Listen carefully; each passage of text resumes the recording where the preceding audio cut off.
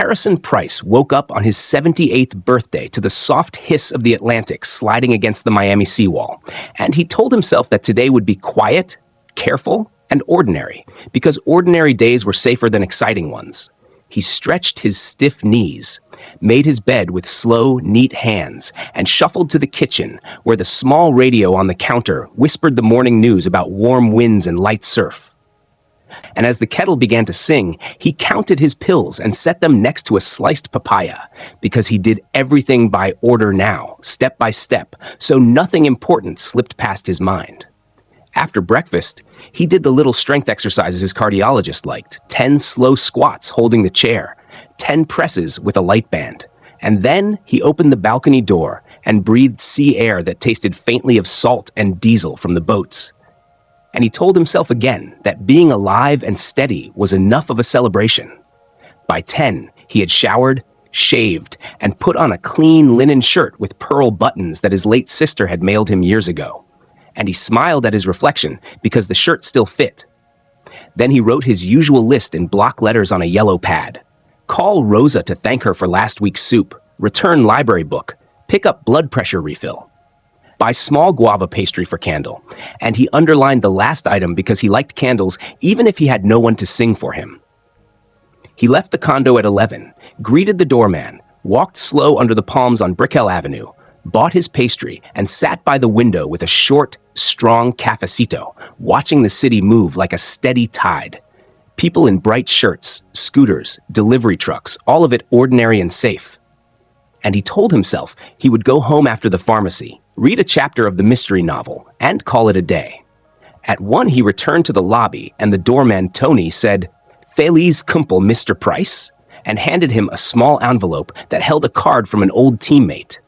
And Harrison chuckled at the memory of muddy fields and heavy pads, then rode the elevator up to the 12th floor with 2 college kids carrying balloons.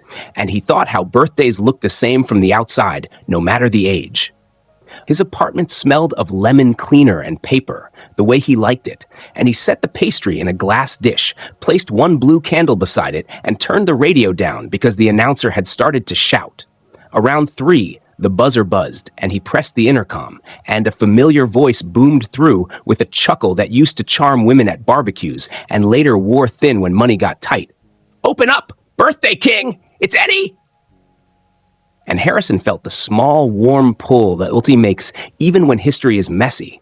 So he unlocked the door, and there stood Eduardo Eddie Morales, in a loud shirt and expensive sneakers he probably could not afford, holding a brown paper bag like a stage prop. They embraced, Harrison careful with his shoulder, and Eddie lifted the bag like a trophy, announcing that he had brought a special craft beer with a ridiculous name and a gold-foiled neck.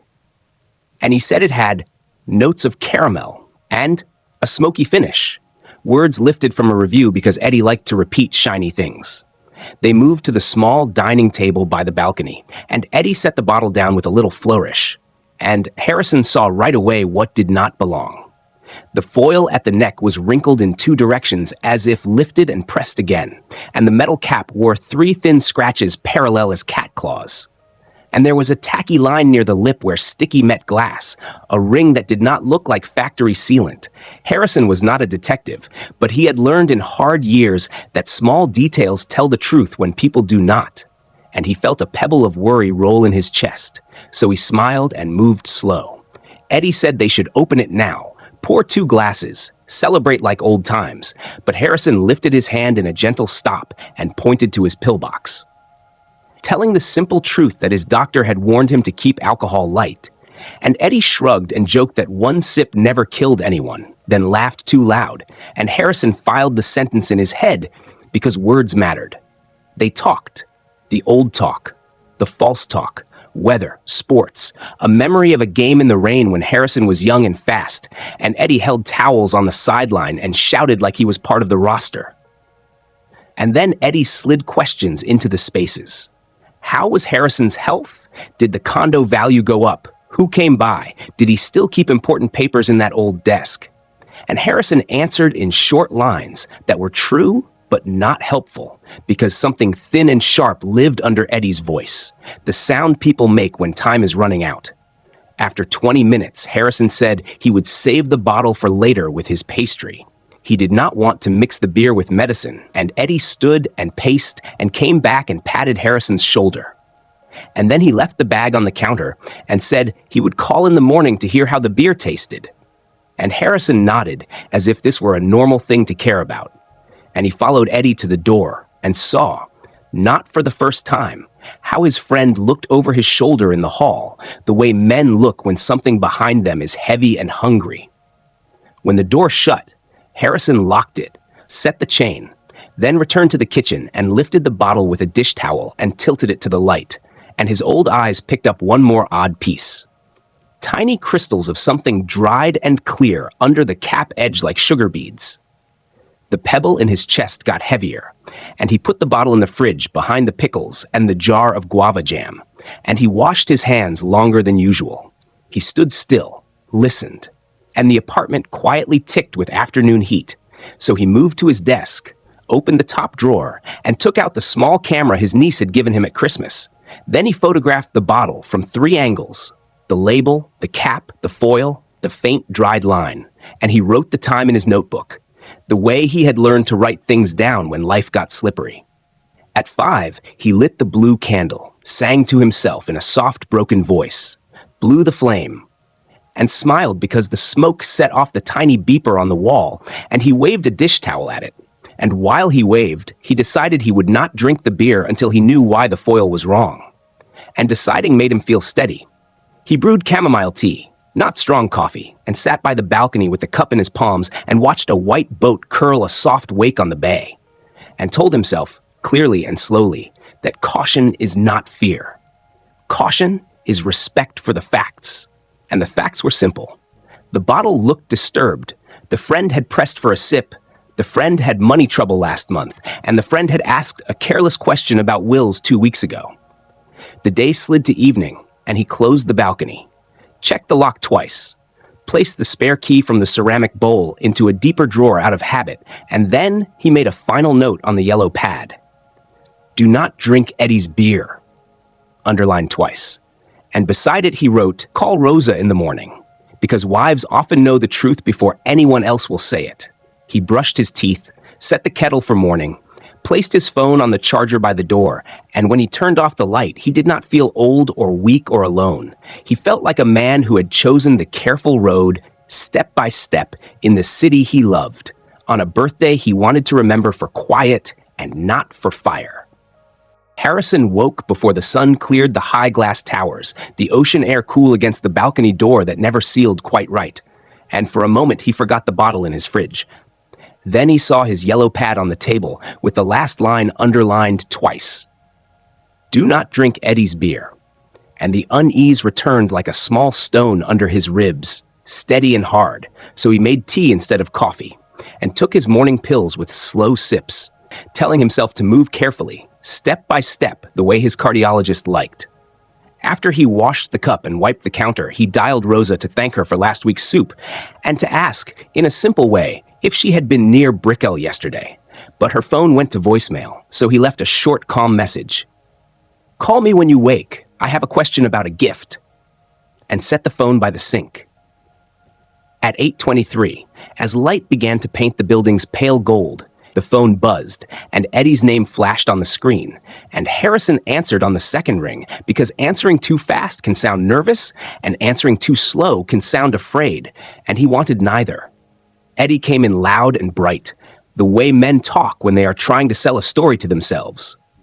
Birthday King, how was the beer? The question too sharp at the end, like a fishhook. And Harrison looked at the fridge door and chose the line he had decided in the night, the one that would tell him more than any argument. I gave it to your wife when she stopped by, Eddie, he said, voice light. She loved it. And then there was nothing, just air. The longest kind of air, and in that 10 count of silence, Harrison heard a breath catch, a hand cover a mouth, a noise like a thumb tapping a table, and then Eddie's voice dropped its shine and cracked. You did what? Before he fumbled a fast goodbye and hung up without the usual joke. Harrison stood with the phone in his hand and listened to the empty line, then set the phone down and opened the fridge with a dish towel wrapped around the handle, lifted the bottle by the neck and turned it under the kitchen light, where the wrinkled gold foil and the fine scratches on the cap looked worse in the morning.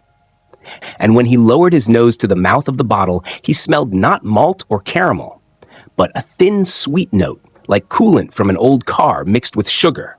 And that was enough for him to stop guessing and start doing. He slid the bottle into a heavy zip bag, pressed the seal twice, wrote the date and time on a strip of masking tape, and put it in the freezer to keep anything inside from evaporating. Because television made poison simple, but real life often hid it in small shifts and slow losses, and he wanted the evidence to hold. Next, he took his niece's small camera from the desk, shot the cap, the foil, the label, the odd sticky ring near the lip, and then he printed the photos on his little inkjet and labeled each one in neat block letters with the timestamps from the stove clock. He called the building desk and asked for Tony, who always acted gruff and always helped, and said, "I need last night's 12th floor hallway video between 7:15 and 8.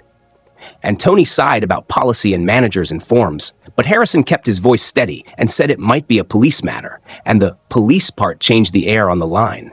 And Tony said, "Give me 15 minutes, Mr. Price. I'll pull a clip to a thumb drive." While he waited, Harrison moved the ceramic bowl with his spare key from the entry table into a locked drawer with his passport, then locked that drawer and slid the key for that lock into a different place, because it is wise to make a small maze for a man in a hurry. Then he called Miami's non-emergency police number, explained he was 78, on heart medication, that a friend had delivered a bottle with a seal that looked tampered, that the friend had just reacted in a way that made him fear a crime had been attempted, and that the friend's wife might be in danger if the friend thought she drank what he meant for Harrison. The woman on the line listened without rushing him, asked him to spell names, asked if he had the item secured, told him not to open it or pour it out, and said she would send a patrol car to check on Rosa at once and would also request a detective to come gather the bottle. Harrison thanked her, wrote the dispatch time in his notebook, and then called Rosa again. But it still went to voicemail, so he kept the message short. "Please call me as soon as you can. It's important." Because fear travels faster when you push it with words. At 8:45, Tony knocked and handed him a thumb drive in a small plastic bag like it was a fish from the market, and said, "Don't tell anyone I gave you this without a form." And Harrison smiled and said, "I'll tell them you saved time," then plugged the drive into his old laptop and watched grainy hallway footage. Eddie in a bright shirt at 7:29 carrying the brown bag, Eddie leaving at 8:03 with empty hands, pausing to look left and right before jabbing the elevator button the way people jab when they want the world to move faster for them. Harrison copied the file to a second drive and labeled both with tape and a date, because 2 copies are better than 1 when stories get slippery. At 9:10, the non-emergency line called him back to say 2 units were en route to Rosa's address. And could he confirm her building number and describe any car Eddie might drive? And Harrison did both, adding that Eddie sometimes borrowed a gray Civic with a dent on the back bumper. And he felt a small mix of relief and dread as he ended the call, the kind you feel when a doctor orders a test and you know answers are finally coming. He texted Rosa again, and then texted a single trusted name from his younger life, an attorney who had helped him sell the old gym years ago, and wrote, "I may need advice today. I will call after police visit," and attached 1 photo of the bottle and the wrinkled foil, not for drama, but for record. To calm his hands, he washed his tea mug and wiped the counter again, then checked the peephole and the chain and moved a dining chair under the door handle, a habit learned from nightly motels during road trips and kept because habits keep men alive. The radio murmured weather and then music, and he turned it low so he could hear the hallway if feet rushed. And when his phone buzzed again, he picked it up before the second ring. Heart steady. Ready for either Rosa or police or Eddie, ready to take the next careful step in a day that had already chosen a direction. It was the dispatcher, now saying, "Sir, officers are at Rosa Morales' home. She answered the door and appears safe. We will call back after they speak with her." And Harrison thanked her and closed his eyes for a breath that eased some tightness in his chest. He sat at the small table, the yellow pad open, his pen ready, and he wrote a fresh line across the top, morning events. And under it, he listed time, call, action, the way detectives in his mystery novels did when they wanted a clean chain to hold the weight of the truth. And then he straightened the 2 ceramic mugs he planned to set on the table if a detective came, and he waited for the next knock that would turn worry into work. Detective Ana Reyes called Harrison at 9:30 and spoke in a calm, steady voice that made him think of a nurse taking a pulse, telling him first that the patrol officers had checked on Rosa, found her safe at home, though confused by Eddie's sudden exit, and that they had advised her to go stay with her sister for the day.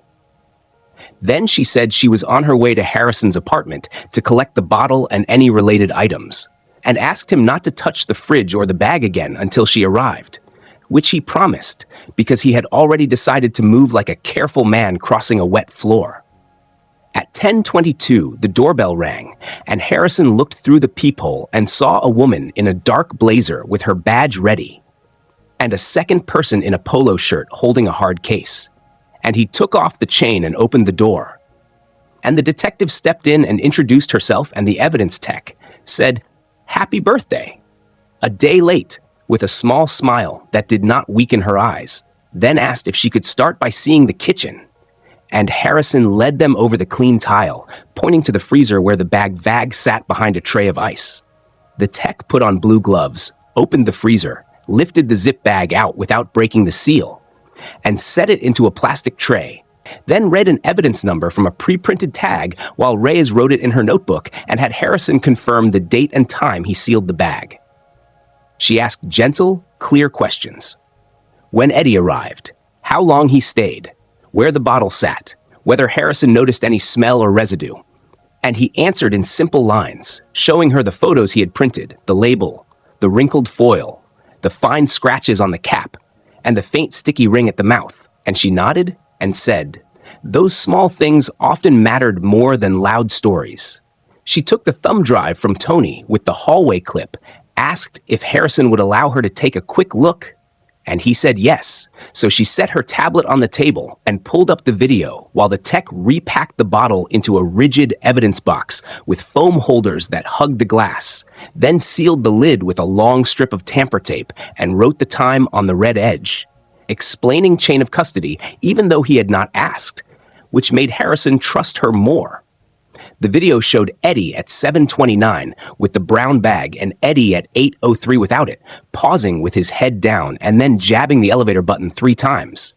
And Reyes tapped the screen gently and said, "Nervous people tap." Then asked Harrison about money, because in cases like this, there is always a story under the party. And he told her the truth, the way he had rehearsed it in his mind.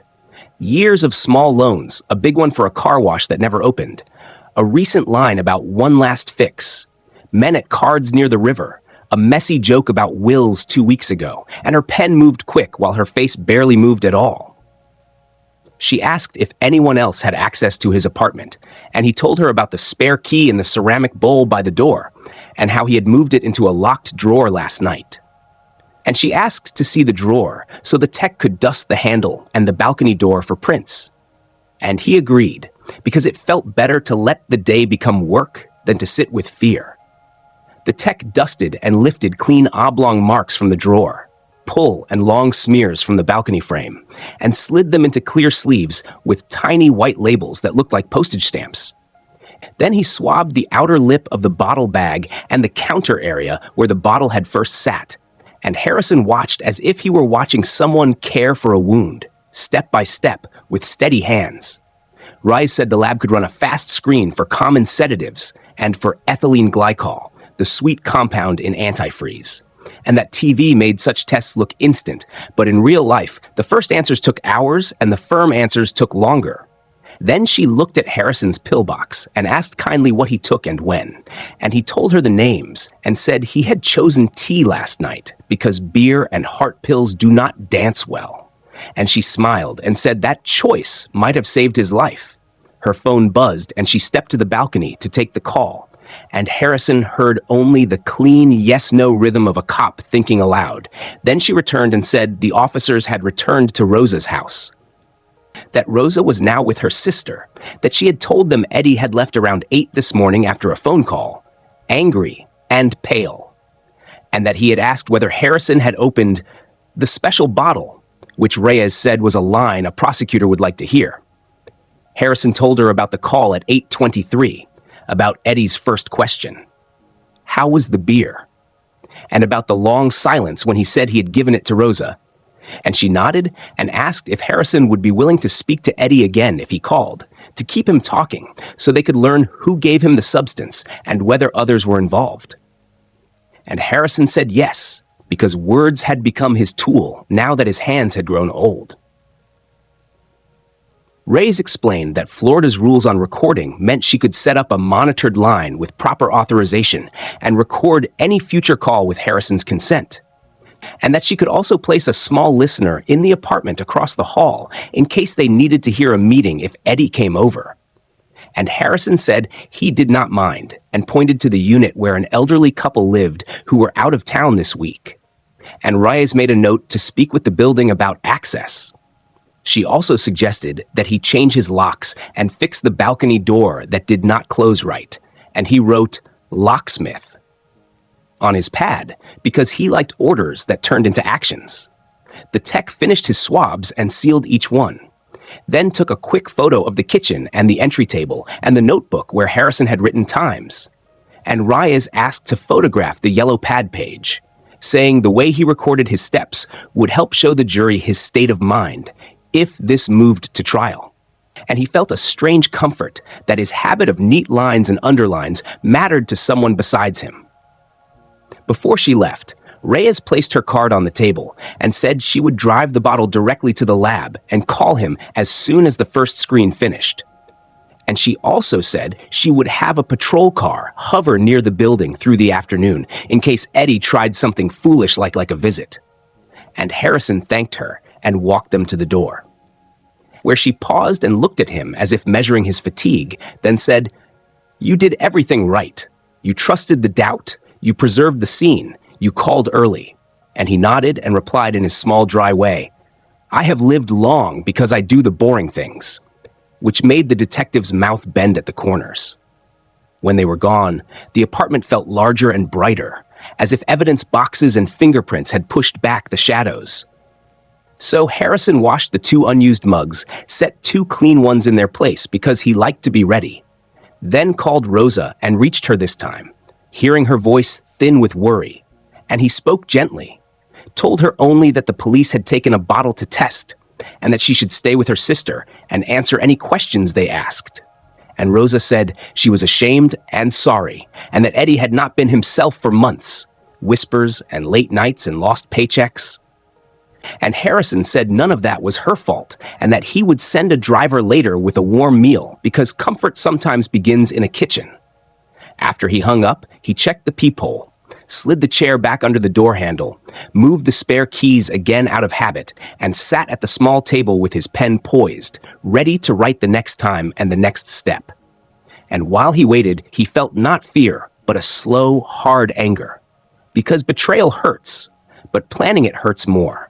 And he promised himself he would keep walking this straight line until the truth stood on the other side, with nowhere left to hide. Harrison spent the next hour in a careful quiet, the kind that lets a man listen to his own breath and the faint hum of a city. And he kept his pen near the yellow pad so he could mark every small step with a time, because order calmed him. At 11:43, Detective Reyes called back and said she was headed to the lab, but wanted him prepared for 2 things. First, early screens might come fast. And second, Eddie might reach out again when fear began to squeeze him. And she asked if Harrison would allow a small team to set up across the hall with a legal recorder so they could capture any call or visit. And he said yes, without much thinking, because he had already decided that truth needed help to stand. By 12:15, a plainclothes officer and a technician knocked softly, showed a paper with a judge's signed authorization, and slipped into the vacant unit opposite Harrison's door, carrying a slim black case that looked like a music keyboard, but open to cables a recorder, and two little red dots that were receivers.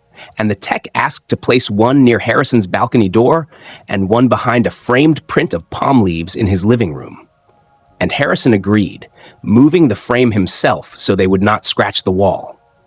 The tech explained in simple words how it worked. The mics would feed to a recorder across the hall. The recorder would timestamp everything, and the detective could listen live on a headset.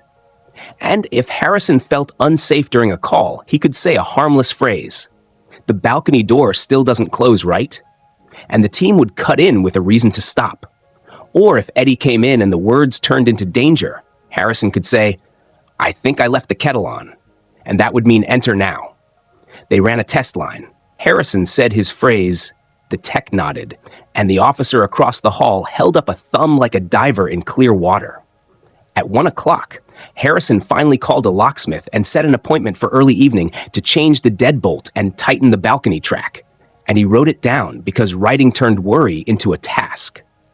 At 1:29, Detective Reyes called from her car and said a preliminary screen had hit on two things: something in the benzodiazepine family and a strong indicator for ethylene glycol, which explained the sweet smell. And she reminded him it was not a full report yet, but it was enough to feed a judge and enough to hold Eddie if they got the right words. And Harrison nodded, even though she could not see him, then said, in a dry voice that surprised them both, "I am glad I preferred tea." And Reyes said, "Me too, Mr. Price. Now we fish." They agreed on a path. If Eddie called, Harrison would not accuse. He would not say police. He would not say poison. He would only say that Rosa had stopped by, tasted the beer, said it was sweet, and then felt sick. And he would go quiet and let Eddie fill the space, because lies fear silence. At 2:05, Harrison ate half his pastry and put the rest away because sugar made his hands shaky, and he wanted his hands steady for the next part. And he set two clean mugs on the table. Not for coffee yet, but because the sight of order soothed him. At 2:47, the phone lit with Eddie's name, and Harrison looked at the red dot by the balcony baseboard, then pressed answer and kept his voice mild, the way older men speak when they want the other man to feel safe. "Hey, Eddie," he said. "I was thinking about you." And Eddie tried for bright, but the shine was thin. "Yeah, bro, been running, crazy morning. How you feeling after the birthday?" And Harrison said, "Rosa stopped by for a minute. I gave her the beer you brought. She took a sip, said it tasted sweet, then said her stomach felt off." And then he let the sentence sit. The silence came fast and heavy. Harrison could hear Eddie breathing in short bursts. Then Eddie said too quickly, She drank it?" And caught himself and said, "I mean, she liked it?" And Harrison said, "She said sweet," and waited. Eddie laughed in the wrong place, a dry throwaway sound, and said he had to talk to Harrison about something private. "You know, face to face." And Harrison said, "Sure, we can talk here, no beer, just coffee." And Eddie took a second, then said, trying to sound casual, "In like 20 minutes?" And Harrison said yes, and slowly gave the address, even though Eddie knew it, because Reyes had told him to stretch time in legal ways so officers could settle into their places. When the call ended, Harrison put the phone down and heard the apartment across the hall open a crack, and Detective Reyes stepped inside with the plainclothes officer, her badge tucked away, her eyes busy with the room. "He's coming," Harrison said, and she nodded and moved the rugs so there was nothing to trip on. Then she had Harrison sit where the light fell even on his face, but left the chair nearest the door for Eddie, and she explained why. They wanted Eddie between the door and the law, not Harrison. She checked the chain, lowered the peephole cover a little, and placed the second mug out of reach so Eddie would not have anything to throw if his panic turned to stupid. They went over words again, and Rise's coaching was simple. Ask open questions that begin with what and how. Reflect answers with short repeats. Keep voice level. Give Eddie places to jump into a confession, and if he drifted, bring him back to the word sweet, because it tied his fear to the bottle. At 3:20, a uniformed pair took the stairwell and the far end of the hall. A third officer waited in the elevator lobby with a delivery bag as cover, and the tech across the hall made a small wave to show all channels were live. Harrison felt the slow heat of nerves under his skin, and did a practical thing. He filled the kettle, but did not turn it on, because he wanted to be able to say the code phrase without lying. At 3:31, the elevator dinged, and footsteps came soft, then strong, and Harrison saw the shape of Eddie's shoulders in the peephole, hunched forward like a man leaning into the wind of his own bad choice, and Harrison undid the chain, but kept the door half-latched and said, "Eddie?" And Eddie put on a smile that missed his eyes and said, "Old man, you look good," which meant he had been imagining a different picture, maybe one where Harrison was pale and slow or not opening doors at all. Harrison stepped back and let him in, pointed at the table, and they sat, Eddie taking the chair nearest the door, because people who plan exits always sit close to them. And Harrison folded his hands on the table so Eddie could see he was empty. No tricks, only questions.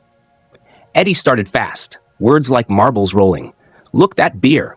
It was a joke, a dumb joke. I shouldn't have, brought a special brew to a man on meds, but Rosa didn't drink it, right?" And Harrison repeated softly, "She said sweet," and watched Eddie's jaw twitch. Eddie tried another angle. "I just wanted you to nap, H. That's all. I needed to borrow your keys to copy the number to your safe, then put them back. No harm." And Harrison did what Reyes had told him and said, "What made you think I wouldn't wake?" And Eddie blinked, then lied badly, "Because you sleep heavy." And Harrison mirrored, "Heavy," and let the word hang. Eddie's hands opened and closed like he was squeezing a ball that was not there, and he whispered, "I owe people. They're not patient. I was going to bring the bottle back, I swear." And Harrison said, "How did you make it sweet?" And Eddie went still, eyes flicking to the kitchen, to the locked drawer, to the balcony, like a man calculating all the exits. Then he said, "Lo, I got a small vial from a guy by the river. He said it would make you sleepy. That's it. No big thing." And the words, "a small vial," clicked like a lock in Reyes' head. And Harrison followed the plan and asked, "What color was the vial?" And Eddie said, "Clear," then added, "Like water." And Harrison nodded and said, "Like water," and kept his face soft. They circled like that for 5 minutes, Eddie talking, Harrison guiding, the red dots listening, until Harrison felt the line was near and said, "Eddie, help me understand how sweet beer and a nap were supposed to fix men at your door." And Eddie, tired from holding up his own story, let it drop a little and said, "They wanted collateral, papers, your deed copy, a code, something I could sell fast. One night was all I needed." And then he looked up and saw, for the first time, how still Harrison was, and how empty the table was, and how the apartment across the hall had a shadow at the edge like a person half turned, and panic moved across his face.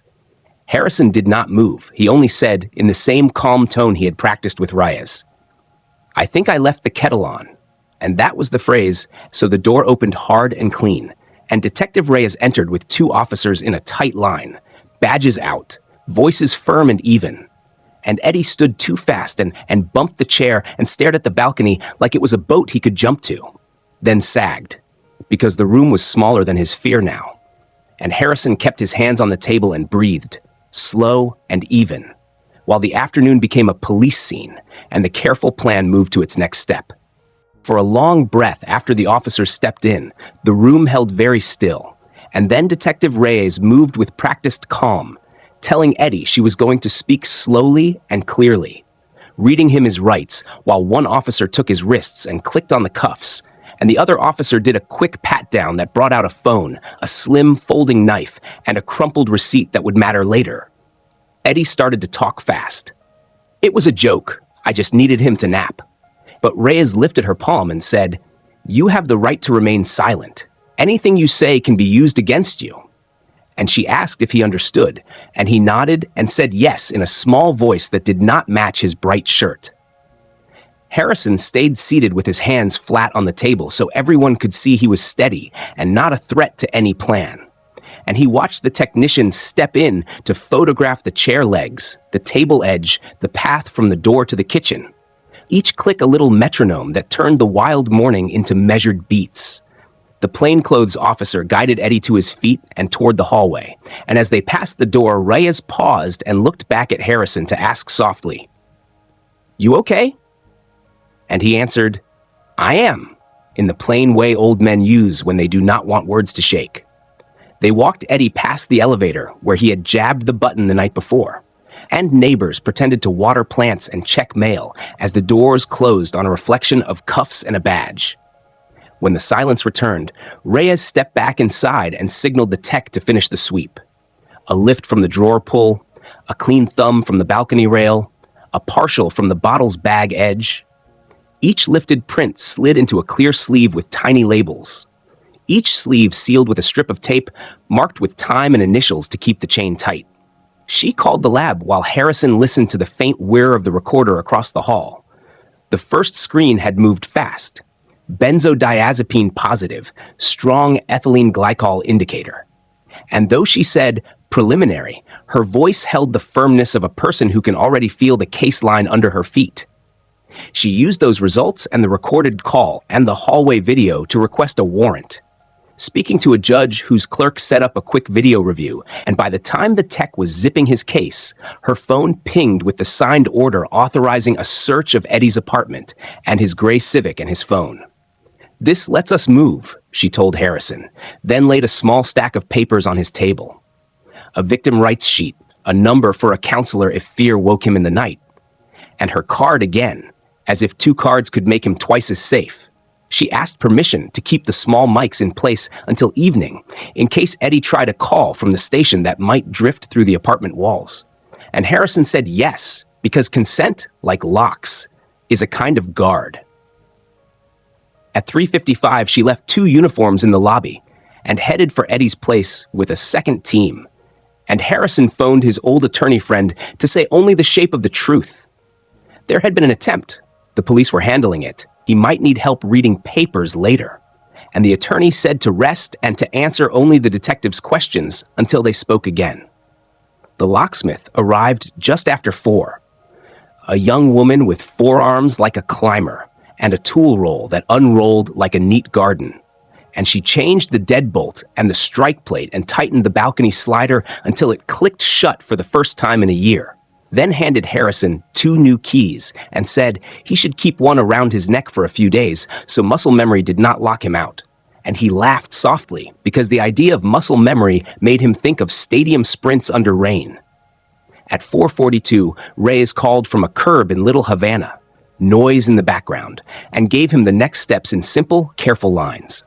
They had found a clear vial in Eddie's sock drawer with a sticky residue that would go to the lab, 3 text threads on his phone with a contact saved as Lucho River, arranging sleep drops, and a photo of Harrison's hallway and door taken last week. They had also pulled a fresh receipt from a parts store for 2 gallons of coolant. Harrison pictured the crumpled paper the officer had pulled from Eddie's pocket. Dated the day before his birthday. Rosa had been contacted again and was now at her sister's apartment with the patrol car waiting downstairs until evening. "We will take him to the station now for booking and an interview," Reyes said, "and we will not hurry him to talk. If he asks for a lawyer, we stop. If he waves, we listen." Harrison thanked her and wrote the time and the words veal, coolant, and Lucho on his yellow pad, because writing made the world hold still. He heated water and made tea, and while the kettle clicked, he stood by the window and let himself feel tired, the way a field feels after rain. And then he sat and ate the rest of the guava pastry, because comfort has simple shapes. At 5:23, the phone rang again, and it was Reyes from a small gray interview room where the air makes people tell the truth. Eddie had waived counsel at first, said he just wanted to fix things, and she had turned on the recorder and asked him to tell the story from the beginning. He had tried to circle, "I only wanted a nap. I never meant poison." But the recorded call, the sweet smell, the lab screen, and his own phone messages laid the path flat. And finally, he said a name, Luciano Lucho Braga, a man who ran a quiet game near the river and sold drops that made heavy sleep and smelled a little like candy. And he described where he had met him under a tin awning behind a warehouse door that did not close right. When Reyes pressed on the mix, Eddie said he had poured a capful from the vial into the beer and topped it with something blue from a jug, because Lucho said a little made it work better. And when she said coolant, he stared at the table and said nothing. Then he asked for a lawyer, and she stopped, because stopping is the rule that keeps cases strong. She told Harrison they would write the charges that night. Attempted poisoning of an elderly person, attempted burglary, conspiracy to commit fraud, adulteration of a food or drink, and any enhancements the DA added for using a chemical agent. And they would use Eddie's words and the lab and the video and the prints to build a clean file. She told him a second team was already sitting on the warehouse near the river and would not move until the DA and the judge said go, because hard cases are lost by hurry. She also said a victim advocate would call Harrison before bed to make sure he had what he needed, and that a patrol car would pass the building each hour until morning. After the call, the apartment felt softer, like the air had learned how to breathe again. Harrison called Rosa to say he had arroz con pollo on the stove, and a driver could bring 2 containers if she and her sister wanted warm food, and Rosa thanked him until her voice broke, and he said, "Eat, rest, answer the detective tomorrow." The way a coach says simple things in a locker room that smells like liniment and hope. At 6, the locksmith finished and handed him a small printed invoice, and he paid and tipped and wished her a quiet evening. Then tested the new deadbolt twice, and smiled at the clean click. He turned on the radio for the baseball scores and let the soft voices fill the corners while the sky went orange, and he wrote his last lines of the day. Lab fast positive. Eddie talked. Lucio. Locks changed. Rosa safe. And under that, he wrote one more sentence in small, neat letters. I trusted the doubt and did the boring things. Because he wanted a record of the simple strategy that had carried him from a wrinkled foil to a room where truth had to sit down and use its real name. Evening came to Miami like a slow tide, the sky turning pink then deepening to navy, and Harrison kept his routine steady so his hands would stay calm. He washed the last plate, checked the new deadbolt twice, and wrote one neat line on his yellow pad. Keep phone close, because that was the one job left for him. At 7:12, Detective Reyes called with the kind of update that sounded both careful and strong. A judge had signed 2 more warrants. One for a small warehouse by the river, where a man named Luciano Lucho Braga ran quiet card games, and one for Lucho's apartment above a tire shop. The lab's early screen on the bottle was back with more detail. A benzodiazepine signal that looked like diazepam, and a strong hit for ethylene glycol. Not final, she said, but strong enough to move. We'll hit the warehouse first, Reyes told him. Simultaneous with the apartment, we want his phones and his books before anyone gets spooked. She asked Harrison to keep his line open in case they needed a quick confirm on a name or a time. He said yes. Then she added gently that a victim advocate would call after 9 to check on him. You did a lot today, she said. Let other people carry the heavy part now. Harrison set his phone on the table, screen up, and made tea. He stood at the balcony door, which now closed with a clean click thanks to the locksmith, and watched the bay collect lights. He let himself think simple thoughts. The new lock felt solid, the balcony track no longer rattled, and the air smelled like salt and a little gasoline from a passing boat. He did not try to solve anything. He did not think about Eddie as a friend or as a defendant. He counted his breaths and told the room he was safe. At 8:34, a short text from Reyes blinked on his phone. Moving. He wrote the time on his pad and sat down, palms flat, and listened to the quiet. The city made its soft night noises, an elevator hum, a car horn far away, the tiny tick of his kitchen clock. He thought about all the times his younger life had turned on simple acts, tying laces tight, looking both ways, wrapping a hand when the tape roll was almost out, and how this day had turned on another simple act, smelling the bottle and deciding to wait. He smiled at the plainness of it. At 9:05, his phone rang. Reyes' voice was low but steady. He could hear engine noise and radio chatter in the background. We've got him detained at the warehouse door, she said. Plain view on a folding table, droppers, small funnels, a blue-stained rag that smells like coolant. We're securing the site. She paused to speak to someone off the line, then came back. Team at the apartment has his phones and a ledger. Harrison, your name is in it. E. Morales, H. Price, with numbers and a date from last month. There's also a photo of your hallway on his device from 2 nights ago. She did not add anything dramatic. She did not need to. Facts made their own noise. She told him they would sweep both places. Anything with residue would go to the lab. Glass droppers, a cut length of plastic tubing, the rag, the small funnel. They would image the phones and lock them up. The ledger would get photographed and then sealed. He's talking about cards and denies knowing drops, she said in that flat tone cops use when someone is lying the easy way. We will let the evidence talk back.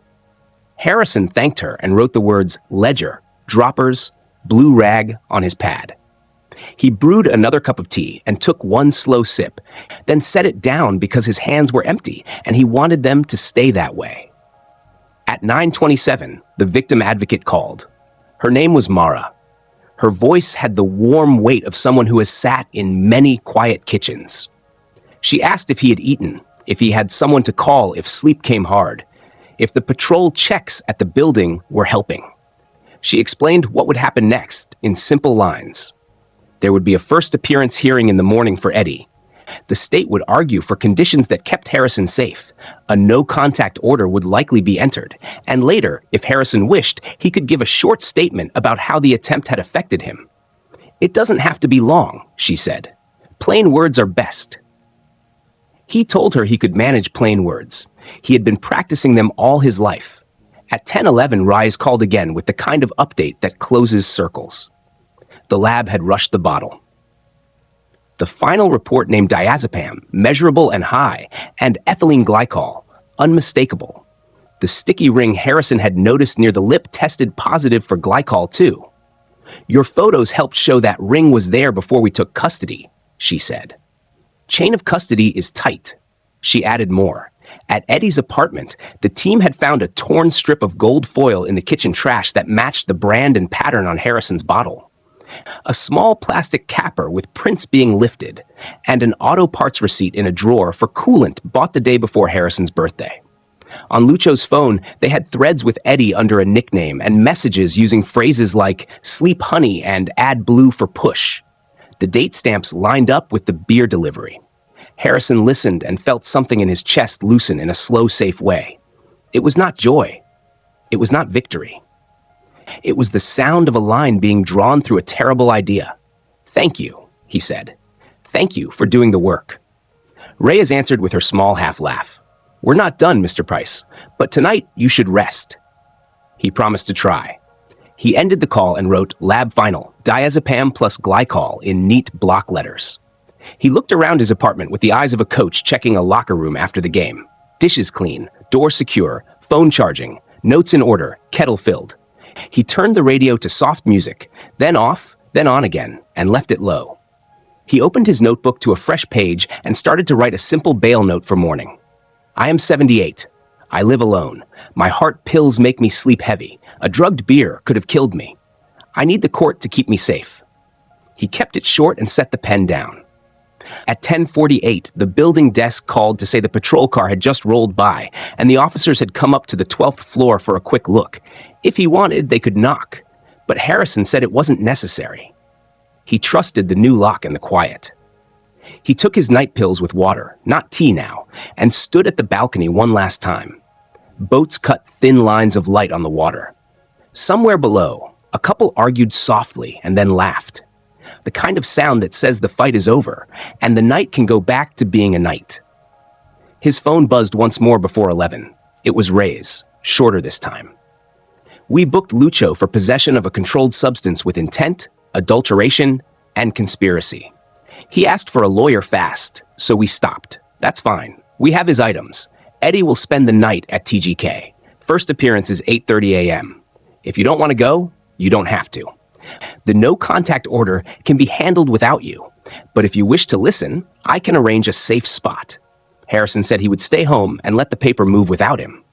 Good plan, she said. Sleep, Mr. Price.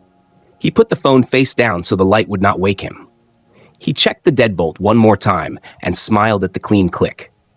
He pulled the chair away from the door, not because he needed it now, but because he wanted tomorrow's morning to begin without reminders of fear. He turned off the lamp and let darkness settle in slow, the way night should. In bed, the city's hum was a soft blanket. He thought, for a last small moment, about Eddie's first bright question. How was the beer? And how an old man's simple answer had torn a hole in a bad plan.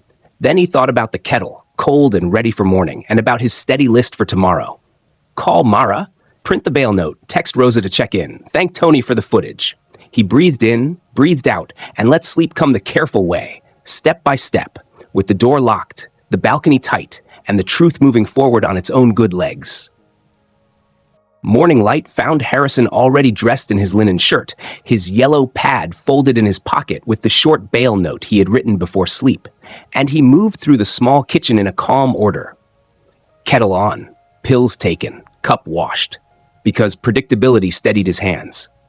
At 7:45, he answered a soft call from Mara, the victim advocate, who reminded him he did not have to attend the first appearance, but if he wanted to listen by phone, the clerk could add him, and Harrison said phone was fine because the courthouse air would be cold and long, and Mara stayed on while the clerk connected the line.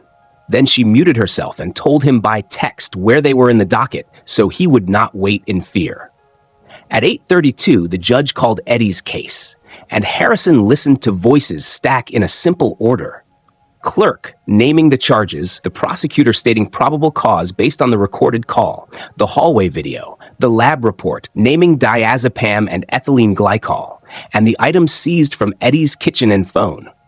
And then Eddie's public defender, newly assigned, asked for low bond, called Eddie a lifelong resident, said he had family ties and a job lined up, and said the case involved at most a misunderstanding with an intoxicant, which made Harrison press his palm flat on the table and breathe once.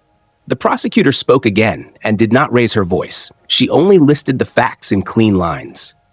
The victim is 78 with a heart condition. The drink was altered with a sedative and antifreeze. The delivery was planned. The motive was to get access to keys and papers for quick fraud, and a co-conspirator supplied the mix. She asked for high bond, a full no-contact order, and a condition that Eddie not return to the building or contact Rosa except through counsel. The judge took a beat and then set a significant bond number that sounded big even to Harrison's old ear.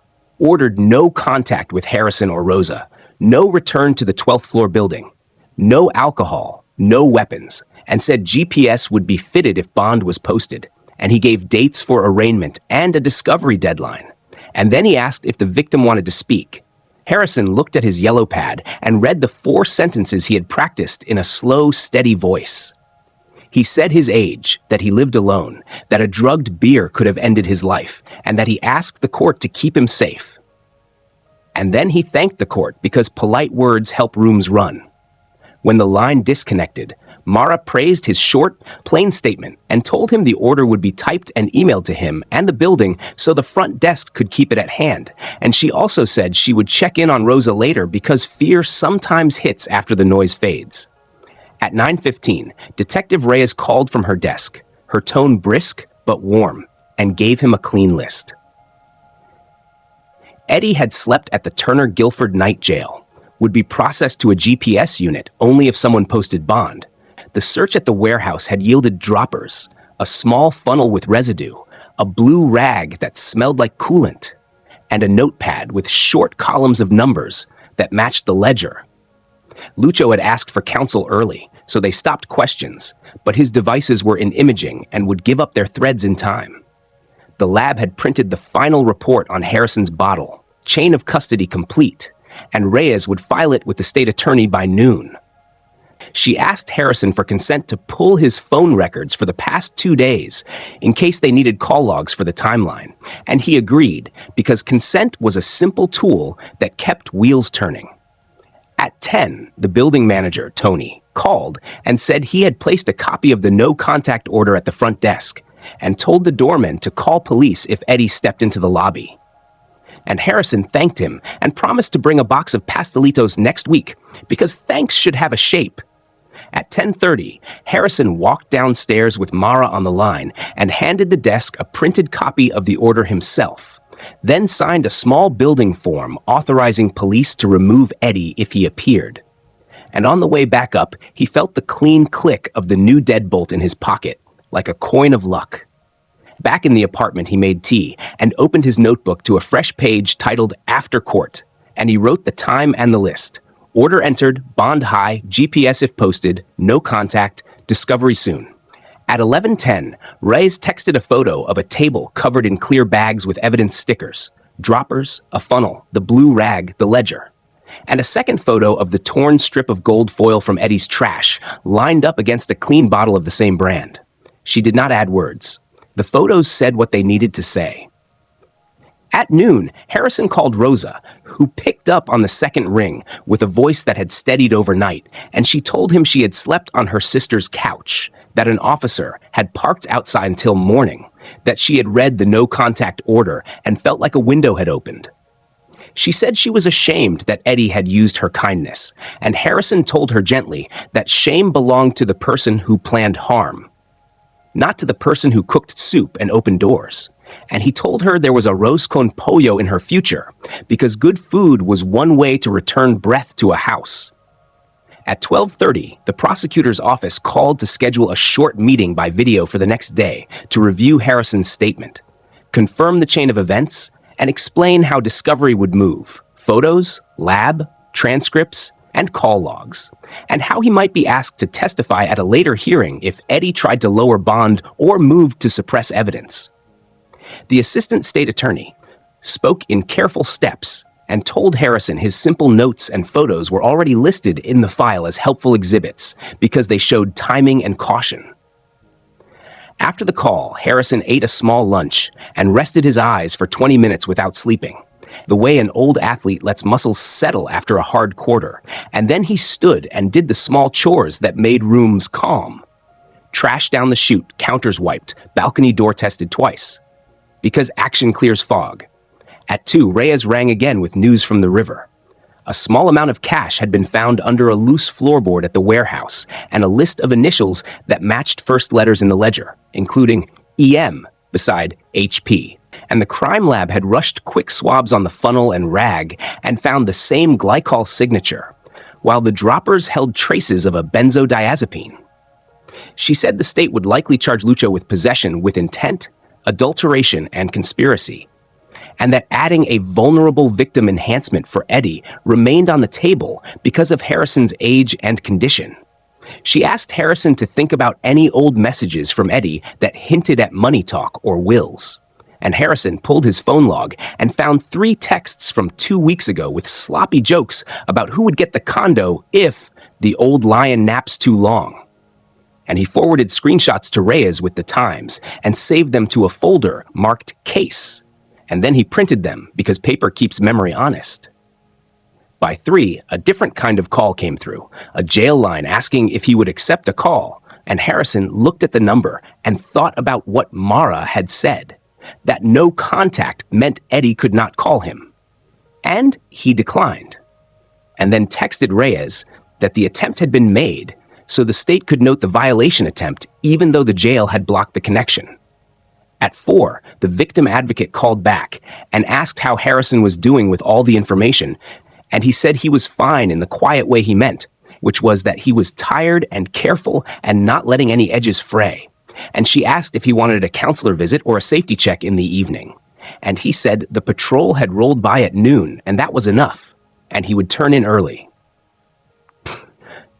At 5, Harrison warmed soup for himself and wrote one last list for tomorrow. Video meeting with the prosecutor, call locksmith to make 2 spare keys for a neighbor he trusted, send a small envelope to Tony with thanks, check on Rosa. And he underlined Rosa twice because kindness must be kept in motion. When the sun lowered, he sat on the balcony and watched small boats move like slow thoughts across the bay. And he let his mind rest on the simple line that had carried him all day. He had listened to doubt. He had told the truth, and other people had done their work with steady hands.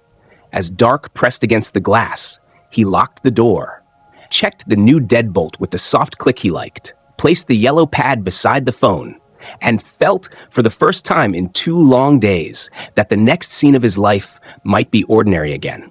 Not because danger was gone forever, but because the people who stopped danger had filled the spaces where fear was living and had asked it to leave. Harrison's next morning began with the soft pop of the kettle and the small blue light on his laptop camera. Because at 9, he had the video meeting with the prosecutor that Mara had scheduled, and he wanted to be ready before the screen filled with official faces. He set his yellow pad open beside the keyboard, the bail note folded under the page titled After Court, and when Assistant State Attorney Delgado appeared, Hair pulled tight, voice even. Harrison felt the same calm he had felt with Detective Reyes, the calm of people who moved in straight lines. Delgado asked him to walk through the timeline one more time in simple steps. Eddie's arrival with the bottle, the wrinkled foil, the smell, the "how was the beer" call, the bluff about giving it to Rosa, the silence that followed, Claudia's recording. No, that belonged to another life, he reminded himself. So he kept to this case. Reyes's visit, the freezer bag, the text swabs, the recorded second call, the meeting, the arrest. Delgado nodded and said, "Your notes do a lot of work here." Then shared her screen and showed him the list of evidence already logged. The bottle with lab certs naming diazepam and ethylene glycol, the torn gold foil from Eddie's trash, the droppers and blue rag from the warehouse, the ledger page with E. Morales H. Price, and 2 phone threads from Lucho that said "sleep honey" and "add blue for push." Date stamped the day before his birthday. She explained discovery would go out to the defense in 2 weeks, that a plea offer might follow. A set number of years based on Florida guidelines and the vulnerable victim enhancement, and that if Eddie rejected it, the case would move to hearing and trial. She asked if Harrison wanted to write a fuller victim impact statement for sentencing one day, not long, just plain words about fear and safety. He said yes and wrote "impact" plain on his pad. Delgado reminded him of the no-contact order and told him to forward any attempt to reach him, even through friends. "We want the next steps to be boring, Mr. Price," she said, and he said he shared that wish. When the call ended, he felt not relief exactly, but a cleaner kind of tired, the kind that comes after doctors explain a plan in careful lines. And he washed his cup and put the laptop to sleep. Before lunch, the locksmith returned with 2 small metal tags and spare keys labeled in tidy print. Harrison signed the receipt and took 1 spare downstairs to Tony, who slid it into a safe envelope with the building seal and promised it would sit in the desk drawer that only managers and police could open. Harrison set a white box of pastelitos on the counter, guava, cheese, and coconut, and told Tony they were a thank you for the hallway footage and the quiet favors that helped the morning move. On his way back to the elevator, he stopped to chat with Mrs. Alvarez from 12B, who had watched the police with wide eyes last night and now offered a hug.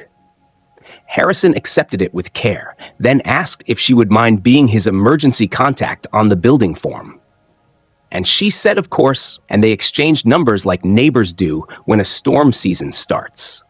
After lunch, he called a driver and rode to Little Havana with 2 warm containers of arroz con pollo in a brown bag, because kindness was best hand-delivered.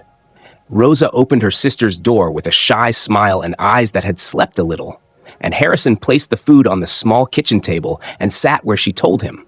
They spoke softly while the ceiling fan turned, and Rosa said she had read the order and would talk to a legal aid worker about a separate protective order for herself, because paper works better when it stacks in layers.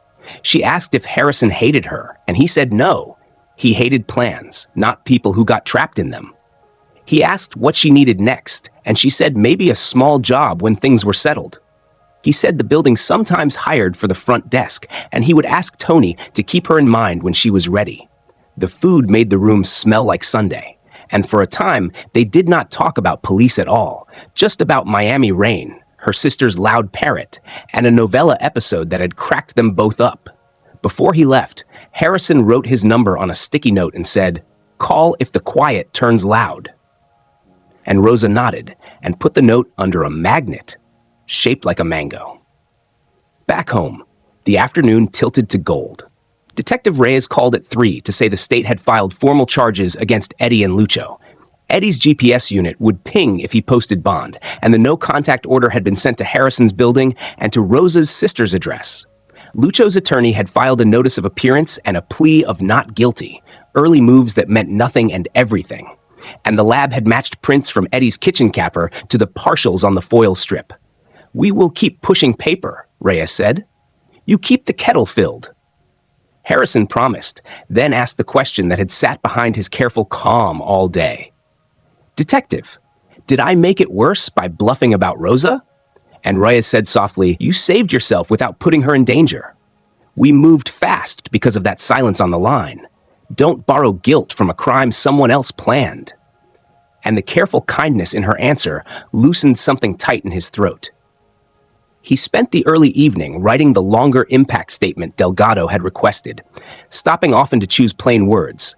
He wrote that he was 78, that he lived alone, that he counted pills by the day, that a sweet smell on a bottle and a friend's hard silence told him to pause, that ordinary days are a gift, and that he wanted the court to keep him and others safe from plans that begin with a smile and end with a hospital bed. He printed it, signed it, and slid it into a thin folder with his photos and notes. He made a second folder for Rosa with the advocate's number, a list of clinics hiring desk staff that Mara had texted him, and a note that said, "You are not alone." The next weeks showed their shape, the way tidelines show where water has been.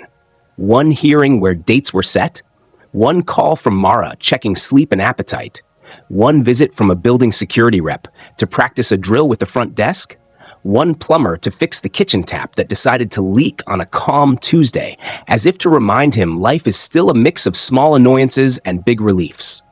Eddie's public defender asked for more time, then asked for an evaluation, then sat with the prosecutor and talked numbers while Harrison watered the fern by his balcony and let other people carry the heavy work. He bought a small whistle for his keychain because a patrol officer suggested it, and he added whistle to the end of his daily mental checklist. Keys, phone, wallet, whistle, saying the 4 words under his breath as he left the apartment each morning like a quiet spell. 6 weeks later, on a bright Tuesday that smelled like rain without delivering any, Mara called to ask if he wanted to attend the plea hearing. Harrison said he would listen by phone again because he liked his chair and his kettle and the view from his own balcony. He set the speaker low and heard the clerk call the case, heard Eddie answer guilty to 2 counts and no contest to a third. Heard the prosecutor rate a summary of facts where his name sounded like it belonged to a careful stranger.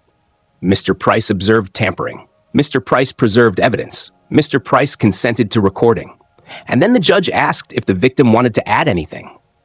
Harrison read one short line he had added that morning. "I want to grow old the boring way." And the judge nodded and imposed the terms everyone had agreed to. Time in state prison for Eddie with probation to follow.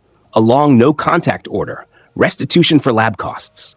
For Lucho, the court set a later date, the paper still moving through ledgers and threads. When it ended, Harrison turned off the phone and stood a long time at the balcony door that now closed with a perfect click, feeling the city breathe. That evening, he made a different list on his yellow pad, not of tasks, but of names. Tony, for the footage. The locksmith, for the clean lock. Mrs. Alvarez, for the emergency form. Mara, for the voice that asked simple questions. Reyes and Delgado, for the work that had no glamour and all the weight. Rosa, for the steady way she kept walking. He bought a small chocolate cake at the corner bakery and wrote 6 invitations on plain cards. Tea and cake, Thursday 5 p.m., my place. And 2 days later, his living room held a small crowd talking softly over mismatched plates. The locksmith laughed at Tony's story about the time a cat rode the elevator alone to the lobby. Mrs. Alvarez shook her head in delight at a photo of Reyes's puppy. And Rosa, in a blue blouse she said had been in the back of her closet for years, took a small forkful of cake and said it tasted like birthdays used to taste. When they sang, Harrison blew out a single candle and made a wish that was not a secret at all, to keep the next days ordinary and to notice them when they were. He poured tea, not beer, and set the kettle back on its circle because he liked to see it ready. Later, after the dishes were washed and the door clicked shut behind the last guest, Harrison stood on the balcony with the night folded around the bay and thought about the first bright question Eddie had asked. How was the beer? And how an old man's plain answer had turned a dangerous plan into a clear path for the truth. He was not naive. He knew the world could turn rough again, that locks and lists only do so much. But he also knew he had learned something that would not leave him. That listening to a small doubt can be an act of courage, that calling early can be an act of love for your own life, and that the boring things, bags, photos, notes, calls, build the bridge you need when someone you trust tries to push you off the edge. He finished his tea, checked the deadbolt once, turned out the lamp, and let the quiet of a safe apartment hold him while Miami hummed below. a city full of loud nights, and if you are lucky and careful, a fair number of blessedly uneventful ones.